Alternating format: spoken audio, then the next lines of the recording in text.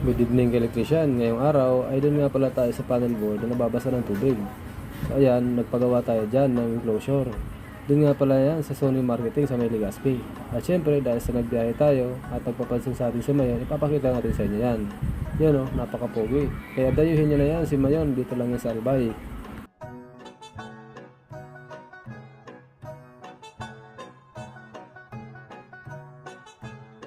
At nandito na nga tayo sa nababasang panel board. Yung enclosure niya ay gawa lang sa marine plywood. At syempre nadagdagan pa ang pagkabasa niya dahil sa nagkaraang bagyo. Malapit lang kasi sa pintuan. Ang lakas kasi ng hangin. Ayan o, nandiyan na sa baba. At syempre, nagsukat na tayo dyan para sa ating metal enclosure. Ayan o, sinukat na ng kasama ko dyan. At ako, ito, syempre, pag tingin-tingin lang muna habang siya ang susukat.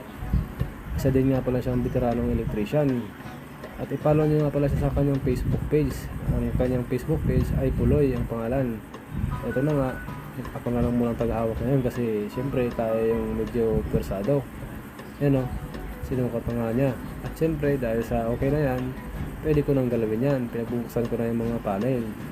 Lalagyan ko na kasi sa ngayon ng tagging. Kasi syempre, di natin basta-basta hugutin yan. Kasi mamaya, nagkanda palit-palit ng breaker.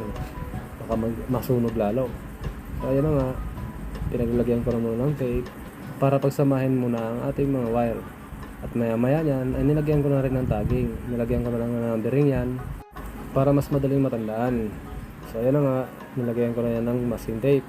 So ito naman, habang ako ay nagagawa doon, yung kasama ko, siya naman yung nagsusukat para sa ating mga panel at circuit breaker. Isa yung mahusay na electrician din, veterano din yan. Ayan o, siya na yung nagsukat dyan para mas matapos tayo agad. Doon ako sa may wiring at dito naman siya sa paglalagay ng mga panel. So ayan na nga, nandiyan na yung mga tagging na nilagay ko. Ayan o, at dahil sa pwede na siyang kalasin, chinek na rin ng kasama ko yan kung may kuryente pa yan. Pero inaba ko na yan sa main breaker. Baka mamaya mahawakan natin na kuryente tayo dyan. Doon pa rin tayo sa safety first.